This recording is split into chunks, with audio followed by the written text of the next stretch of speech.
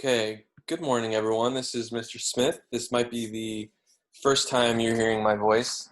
I am going to walk you through Thursday's lesson on character archetypes, which may be a brand new concept for many of you. So let's get right into it. First of all, on my screen here, you can see that I'm on our Schoology page. Of course, for the first week, you're going to want to go into Unit 1 and then visit Week 1, which many of you have probably already done at this point. Since today is Thursday, you're going to want to open up the Thursday date, of course.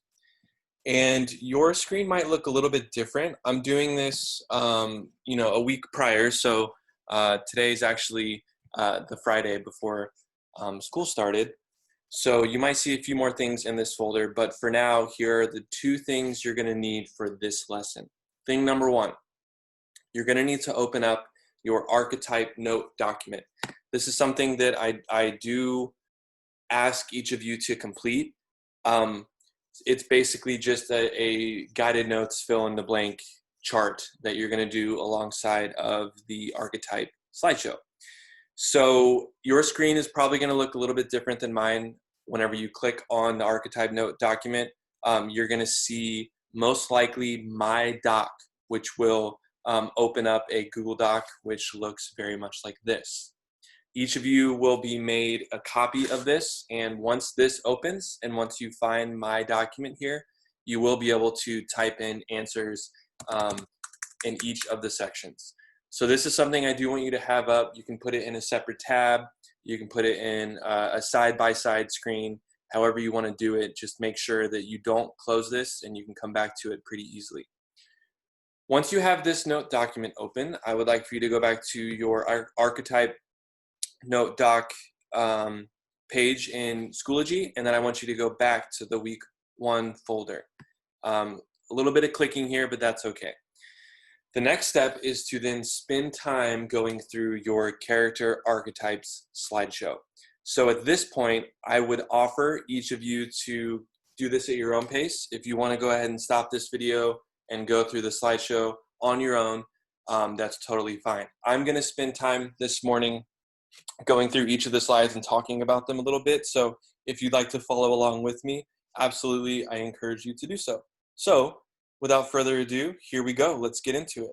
Character archetypes, a look at the 12 types of characters that exist in storytelling. This is something I do every year with students, and it really gives us a good foundation for understanding characters and the concept of what different characters might exist in the stories that have been told forever, since humans have been telling stories. And according to this concept, there are only 12 characters that exist, 12 types of characters. So here are the goals of the lesson today. Number one, I can identify or define the 12 character archetypes that exist in storytelling, and then I can also begin seeing how they are used to build characters in my own storytelling or in the stories that I read in the future. Here are the steps we're going to go through. Number one, we're going to open the character archetype note document, which you've already done. Number two, you're going to complete the guided notes as we go with this presentation. And along the way, the third thing you're going to do is you're actually going to spend time adding another entry to your writer's notebook, which you already should have set up this week. If you haven't yet set up your writer's notebook, I would like for you to go ahead and pause this video, go back to the writer's notebook instructions from Monday, and definitely do that, because on the following slides here, you're going to do a little bit of a entry for your writer's notebook. The last thing you're going to do today is you're going to finish the presentation with a discussion board, and you are going to be asked to identify what 2 character archetypes identify or sort of make up who you are as a person in the real world. So first things first. Go over to the character archetype note document or have it ready, and this will be your chance to begin typing into that document. So you might hear me saying archetype, and you may have no idea what it is. First of all, it is pronounced archetype, not archetype or archetype. The term archetype is something that goes with many things, not just characters. It's a word that comes from ancient Greek, and I want to break it down. I like to do this sometimes to help us understand words better. it breaks down to two things. Number one, it breaks down to the beginning of the word archaean, which means original or old, and then typos or typos, which means type, pattern, model. So if you put those together, it means original type or old type. These psychologists that you see in this picture here, Carl Gustav Jung, used the concept to help understand humans in our world.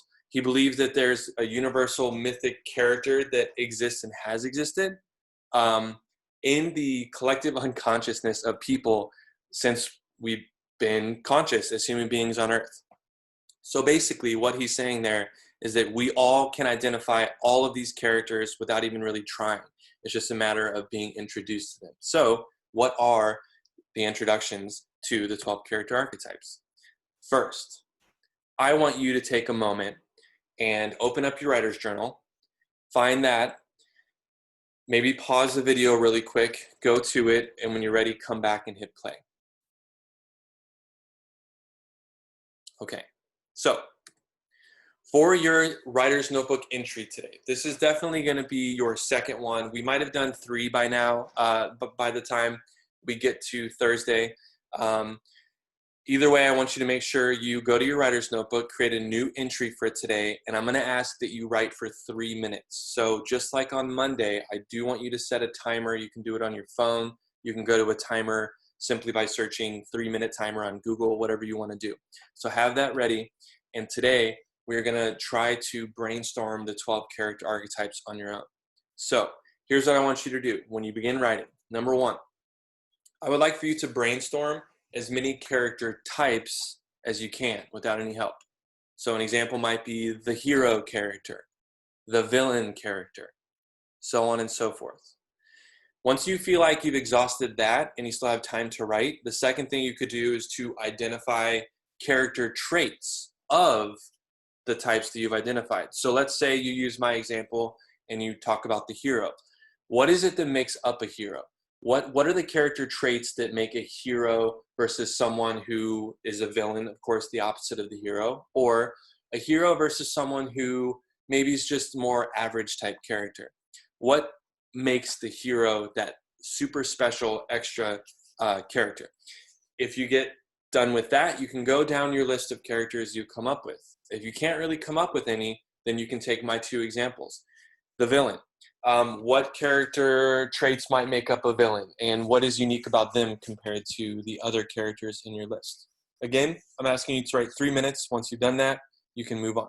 At this time, you should go ahead and pause the video and come back once you're done with your writer's notebook. Okay, so welcome back from your writer's journal. Right now, I want to introduce you to this really cool graphic, this image. This is called the Wheel of Archetypes. So take a minute to kind of look at this. On the image, you will see, of course, it's color-coded. But let's start by looking at the north, east, south, and west corners. We see freedom, social, order, and ego. These are groupings of characters that help to explain them a little bit more. In this list, you have 12 different character type names: the outlaw, the jester, the lover, caregiver, so on and so forth. We're about to go through each of these one by one in a minute, but this graphic is really cool. It's something you can come back to later in the semester. Pardon me. You're going to have the opportunity to actually write your own narrative stories. You're going to be able to write your own story from scratch, and this might really help you with that. So if you want to, maybe snap a picture of this to come back to later. So, asking a couple questions. Do any of these character archetypes look familiar? Do you recognize any of the names? Of course, the hero we just talked about in your writer's journal. Any of the others might stand out. They should all be pretty familiar. A couple that you may not recognize is a jester. What's a jester? We'll talk about that. A sage. You may not know what that means exactly, but we'll talk about that as well. And then again, I just noticed the 4 categories: the freedom types, the social type characters, the order type characters, and the characters who have a big ego. So let's break down each of the characters. First, let's go with the outlaw, the one at the very top of the wheel of characters. What is the outlaw? this is a time for you to now go and continue adding to that archetype note document. So if you've put that away, make sure you get that back out and be ready to start typing in information to your chart. The outlaw is the character who believes rules are made to be broken. The rules exist because they are made to be challenged. They believe that their function and their purpose is to shake things up, to challenge authority. They think no one can stop them no matter what. They are completely independent and they play by their own rules and they do what they think is best, no matter what. Freedom is the most important thing in the world. What are some examples of the outlaw? In pop culture, you may recognize this gun-toting gentleman here. This is Dirty Harry. Western films often contain outlaw characters who really don't play by the rules, they don't follow laws, and they kind of do their own thing. So this is Clint Eastwood depicted as an outlaw cowboy figure. The next would be the jester. The jester, again, might be one of those two. You may not know what a jester is. Another word for a jester might be a comedian or a clown. The jester is known as the foolish character, the one who adds humor to stories, the one who is not afraid to poke fun of the world or criticize because they don't take themselves too seriously. They, again, are rule breakers, but their purpose is to seek a laugh, to seek humor, to add entertainment. Some entertainers that are jesters or clowns or comedians might be Stephen Colbert. He had a show called The Colbert Show, and now he is the host of a late night talk show, a pretty well-known comedian. So there may be better examples. See if you can think of any comedians or jesters that might exist in your own pop culture. Next, the next two are the lover and the caregiver. Again, don't forget to be adding this information to your note document. If you need to pause at any time, don't be afraid to do so. The lover. This might be really easy. Who is the lover? The romantic type. The lover is the one who wants intimacy. The lover is the one who really seeks to only find romantic partnerships with others. They want to be happy. They want to be carefree. They want to be without conflict. They want to only do things that fulfill their desires with their lover. They're also idealistic at times, and that might be a weakness of theirs. Because they're too idealistic, they don't see the world for what it really is. So you may not know this. I'm 31 years old. Maybe I'm a bit outdated here, but you may or may not know these characters from The Notebook. I would say the character on the left, the male character, is the one who's definitely the lover who really is pursuing romantic love in this movie. Moving on, we have the caregiver. Much like the lover, they have a big soft spot. They're a kind type character. Some would call them saintly. The character who we call the caregiver wants everyone to be safe, happy, healthy. They give to others before they take from others. They really care about the well-being of those around them. One example might be Mother Teresa, a real figure in our history. See if you can think of any maybe from cartoons that exist. Moving on, we have two characters that you should definitely know, especially the everyman. The everyman character is going to be the most common character that exists in storytelling, and then probably the most familiar to you. Everyman means they're most common like every other person out there. There's not a lot of special stuff. Some might say the good old boy. They want to be well-liked. They want to connect with everyone. The everyman is not necessarily exceptional, but they really want to fit in. They really want to have a place in their story, and that might be a struggle for them at times. They definitely have strengths, but they also have a really good balance of weaknesses. This is the character who readers most identify with. So, what is a good everyman character example? I think Ron. I think Ron Weasley from Harry Potter is the perfect everyman. He's not the best magician.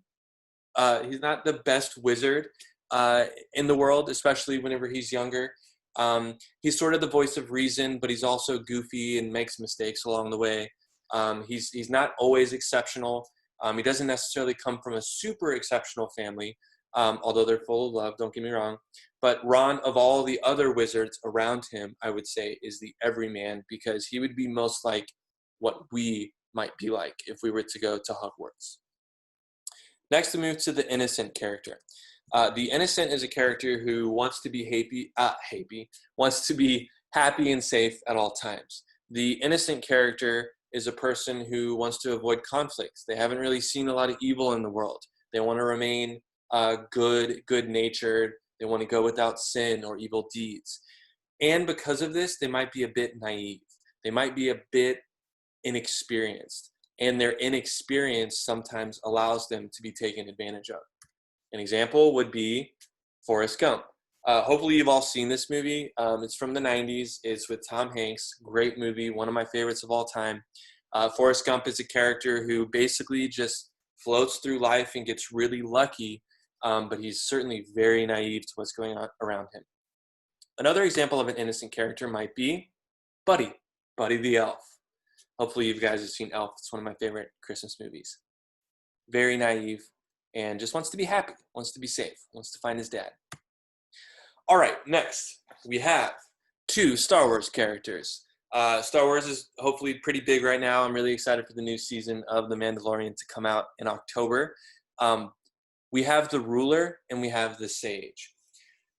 You probably can guess based on the pictures alone what these characters are. The ruler is going to be someone that we see a lot in storytelling because they're generally given the status of the villain. The ruler is someone who wants to have power. They want to have control. They want to manipulate their world and have everything at their disposal. They want to prosper. They want to be strong. They want to be the best, and they'll do it at all costs. They'll do it even if it means killing those around them. The ruler is generally going to be a leader, influencer, an influential type character, but because of their obsession with power, they have a weak spot.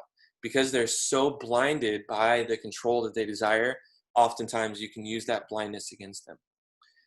Next would be the sage. The sage might also be the wise man, if you want to look at it like that, or the wise person. The sage is often going to be very influential because they give wisdom to other characters. They help others by giving them good advice. The sage is going to seek the truth of things and not necessarily seek what is right or wrong. They're interested in justice. They're interested in knowledge. They're interested in depicting the world as it truly is. And of course, the sage is interested in helping others, much like the caregiver. The example here would be Yoda, probably one of the most powerful and wise Jedi of all time. The next 2 are going to be ones that you certainly should recognize, the magician and the hero. We're going to be studying the hero possibly a little bit later this semester. First, we go with the magician. Who is the magician? A magician, quite simply, is someone who can use magic or use powers to influence or manipulate the physical universe. They seek to improve the lives of others and make the dreams of others come true. The magician is powerful, like I said, and while in some stories they use real, actual magic, in other stories, the magician might just be really manipulative and powerful in that way and not have actual real magic. For sake of our story and what we're going to be studying in the beginning of this semester, oftentimes the magician is someone who has actual supernatural powers. So, great example would be from Lord of the Rings. Gandalf the Grey, who becomes Gandalf the White, is definitely a wizard character, but he would also classify as a magician because he's very powerful and he can manipulate the world around him. Next, moving on, would be the hero character. At this time, gentle reminder, don't forget to be adding to your note document as you go. The hero character is someone who is exceptional. They believe that no matter what, if I try, I can make things happen. Where there's a will, there is a way. There's always a way to find what I desire. They have magnificent acts of courage against conflict.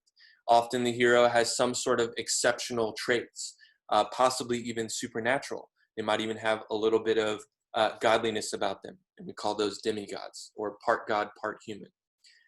But even if that's not true, a hero generally has a mastery of something in some very human way. My example, going back to Harry Potter, is Harry Potter. Harry Potter is a hero. Although he definitely has some weaknesses, Harry Potter is exceptional because he is one of the most powerful wizards, but he's also the boy who lived. He has magnificent acts of courage against conflict whenever other characters don't necessarily stand up like he did. And by the end of the series, Harry Potter, he does become a masterful wizard. I almost said Jedi.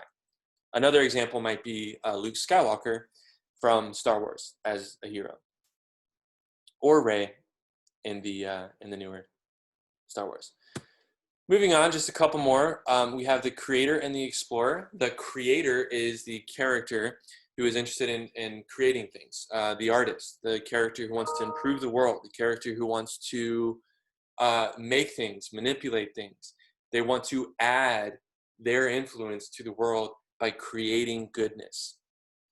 An example, I'm a musician. I love music. I play drums, as you might have seen in my introduction slideshow from day one of class. One of my favorite bands when I was your age, when I was a sophomore in high school, was the Jimi Hendrix Experience. So who you see here is Jimi Hendrix, a world famous guitar player from the 1960s and early 1970s. He was certainly interested more than anything else in creating new guitar playing styles. And you know, that still rings true today. Maybe some of your parents know Jimi Hendrix, or maybe even some of you are fans of him. The very last one of the character archetypes that we're going to look at, number 12, the explorer. The explorer is the character, kind of like the hero, who is adventurous. They desire to go up on challenging quests. The explorer is brave. The explorer is enduring.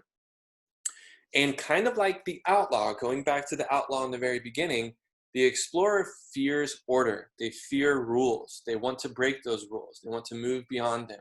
They may not be quite as conflict causing as the outlaw, but they certainly, much like the outlaw, desire, or they fear being stuck in one place, and they want to go out there and explore the world. My example of an explorer might not be super well known. Looking at this picture, I'm curious to know if any of you know who it is.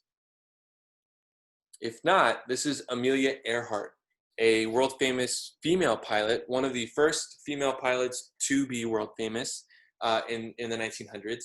And she famously attempted to cross the Atlantic, and in that experience of exploring her world, ended up perishing.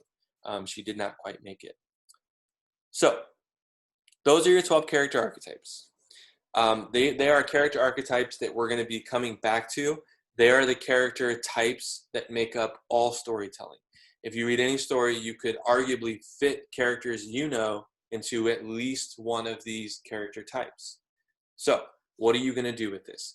Here's your assignment for today. Here's the finishing point that we'd like for you to do with character archetypes. Number one, if you need to, review these slides, go through your note document again, have that out and ready. And I am going to ask for you to spend just a little bit of time considering this. If you had to choose two of these character archetypes that describe you, what would they be?